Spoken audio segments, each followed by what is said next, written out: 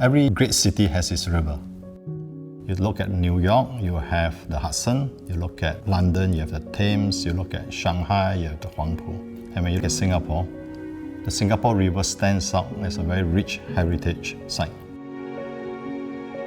There are very little sites available along the Singapore River, none that we know of at the moment.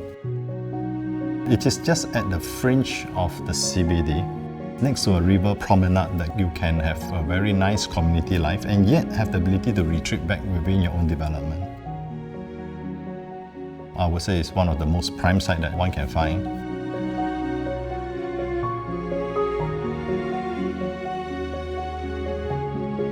I think what was exciting about this site was the fact that it's grounded in history.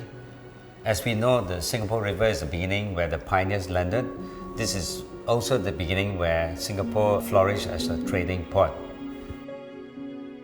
The brief was 3 components. You have the residential tower, you have the service apartment, and you have the conserve warehouse. So our challenge was to ensure that these 3 programs, when we design it, in its parts will come together as a greater whole.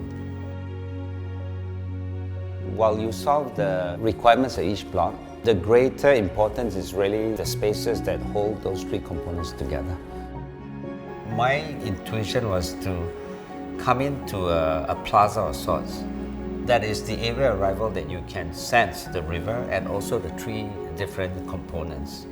So symbolically, this plaza is what ties the parts together. I think a good residential building starts with the arrival. The sense of place when you arrive home is very important.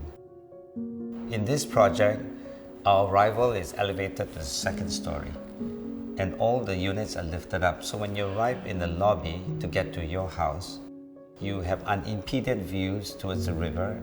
And because we want to enhance the river view, all the living rooms have a seamless connection to the balcony. It's as if the living room flows to the balcony.